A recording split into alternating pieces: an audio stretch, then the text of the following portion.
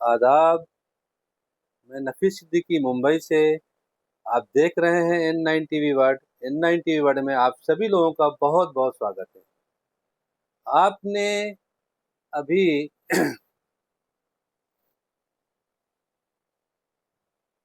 पूरे महाराष्ट्र का जो एग्जिट पोल चल रहा है, बड़े बड़े चैनलों पे, छोटे चैनलों पे, आपने सब लोगों ने सब देखा होगा। अलग अलग तरीके से जो है अपने अपने एग्जिट पोल आ रहे हैं। और इससे पहले कई बार एग्जिट पोल जो है इलेक्शन के टाइम पर आए हैं। कभी कभी तो ऐसा हुआ है कि पूरे एग्जिट पोल जो है एकदम उलटफेर हो गए। जिस तरह से बताया उसका उल्टा हो गया। तो इस तरीके से लोगों को जो है पूरा भरोसा इस एग्जिट पोल पे नहीं होता। तो जिस पक्ष पे जाओ,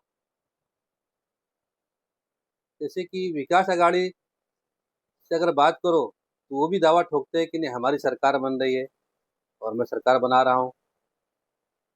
और अगर महायुति से पूछो तो महायुति भी कह रही है कि हम भी सरकार बना रहे हैं, हम सब जगह जीत के आ रहे हैं। तो इस तरीके से जिस तरीके से हमको अलग अलग जगहों पर अलग अलग विधानसभा में हमको देखने को मिला। जैसे मैं आपको शुरू करता हूँ कि वर्सोवा विधानसभा, जोगेश्वरी वेस्ट, वहां पर कैंडिडेट उम्मीदवार हारून खान को उतारा यूबीटी ने। लेकिन वहीं पर यूबीटी का राजू पेंडेकर निर्दलीय उम्मीदवार जो खड़े हो गए।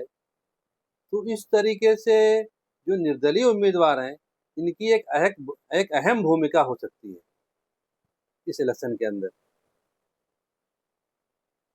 इसी तरीके से पहले जब हरियाणा में जो है इलेक्शन हुआ था, तो हरियाणा में कांग्रेस की 7 सीटों को जो है निर्दलियों ने हराया था। निर्दलियों के खड़े होने की वजह से 7 सीट जो है कांग्रेस हार गई थी। तो कहीं कहीं पर निर्दलीय उम्मीदवार जो खड़े होते हैं, उनकी एक अहम भूमिका सामने आती है। तो इसी तरीके से वर्सोवा विधानसभा के अंदर एक त्रिकोण बन गया है। टक्कर तो जो है महायुति और महाविकास अघाड़ी में चल रही थी। लेकिन जिस तरीके से प्रदर्शन किया राजू पेंडेकर ने, निर्दलीय उम्मीदवार, तो त्रिकोण बन गया। त्रिकोण बन गया।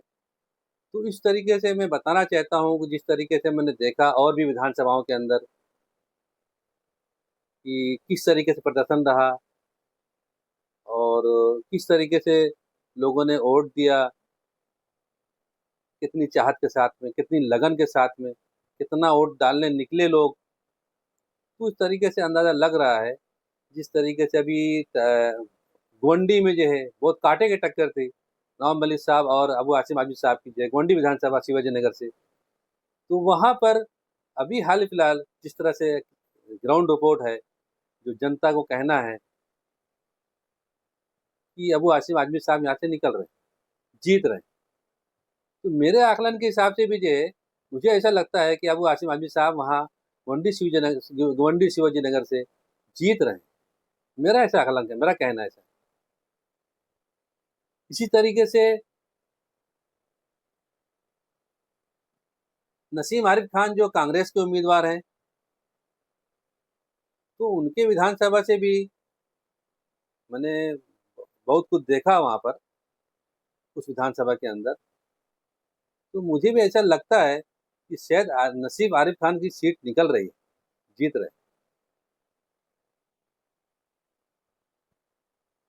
फिर हम जाते हैं नागपाड़ा जो है, जो कांग्रेस के उम्मीदवार है अमीन पटेल साहब जी। तो अमीन पटेल की जो है सीट जो है वहां पर भी जो है जीती हुई दिखाई पड़ रही है।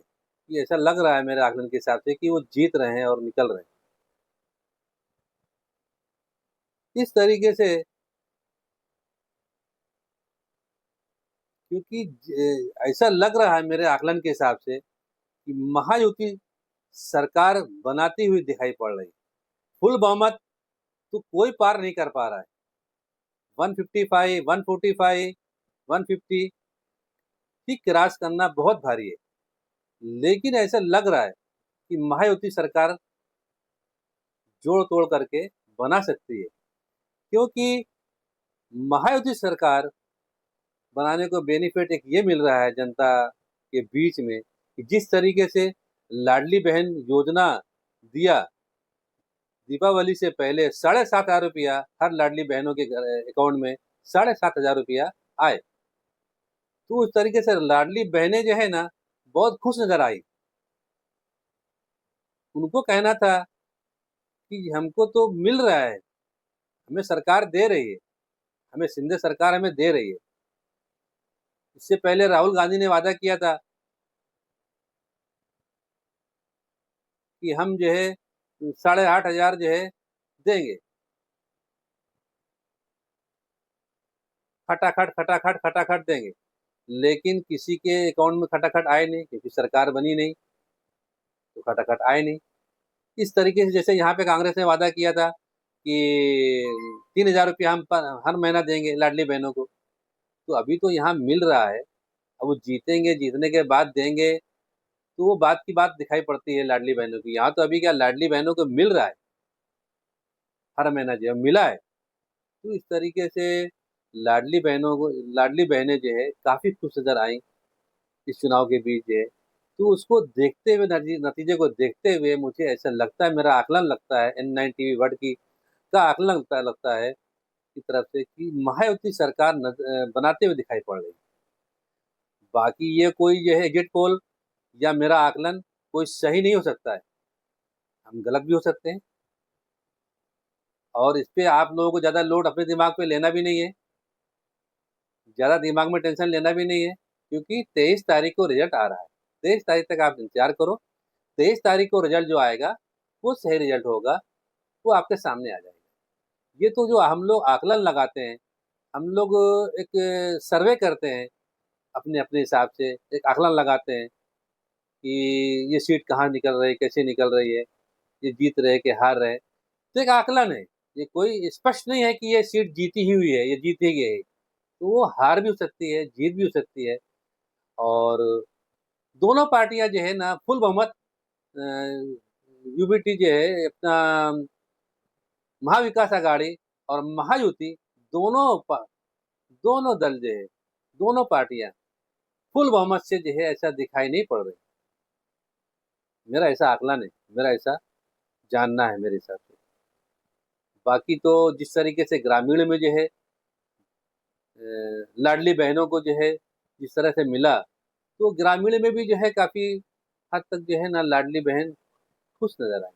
हाँ, नाराज़गी तो थी, 2.5 साल सरकार चलाया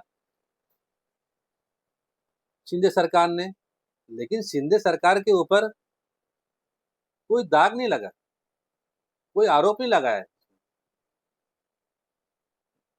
हाँ, ये अलग नाराज़गी रही होगी शिवसैनिकों को कि भाई 2.5 साल जो है गद्दारी करके और पार्टी छोड़ करके और वो जो बीजेपी के साथ में सरकार बना लिया, ये अलग नाराज़गी रही होगी, ये मान सकता हूँ। लेकिन सरकार चलाने के बीच में कोई नाराज़गी ऐसी नहीं रही कि जो लाडली बहनें या और कोई भी जो है आरोप लगाते कि शिंदे सरकार से हमको ये तकलीफ़ हुई है, ये हमारा हमको हमको हमको हमारा काम नहीं हुआ, या हमको चीज़ें सुविधाएँ मिली नहीं। तो जहाँ तक जो सुविधाएँ महायुति सरकार ने जो शिंदे सरकार ने जो दिया है, जनता को जो है, महाराष्ट्र को जो है, उसको देखते हुए जो है, वो तक वहाँ तक तो ठीक है। लेकिन शिव सैनिकों में जो है, गुस्सा तो होगा कि 2.5 साल जो है इस तरीके से जो है, शिंदे साहब जो है गए। लेकिन और समाज के जो लोग हैं, शिव सैनिकों को छोड़ कर के, वो समाज में जो है, इतना उत्तेजना और इतना वो दिखाई नहीं पड़ा। जिस तरीके से लोकसभा के अंदर दिखाई पड़ा था कि एक तरफ़ा जो है यूबीटी को जो है और महाविकास अघाड़ी को जो है, जिस तरीके से भर-भर के लोगों ने वोट दिया था और जिता कर के लाके आए थे, उतना मुझे तेज़ी जो है दिखाई नहीं पड़ी विधानसभा इलेक्शन के अंदर भी। तो मेरा आकलन जो है कहता है मेरे हिसाब से कि इतना अच्छा परफ़ॉर्मेंस उद्धव साहब का भी जो है मुझे नहीं दिख रहा है। अब बाकी 23 तारीख तो नज़दीक है सामने, 23 तारीख को रिज़ल्ट सामने आ जाएगा, खुद ही मालूम पड़ जाएगा कि भई कौन किसकी सरकार बन रही है, किसकी सरकार नहीं बन रही है। तो मैं इजाज़त लेता हूँ। इजाज़त दीजिए नफ़ीस सिद्दीकी को। देखते रहिए N9 टीवी वर्ल्ड। देखिए सिर्फ हकीकत आमने-सामने।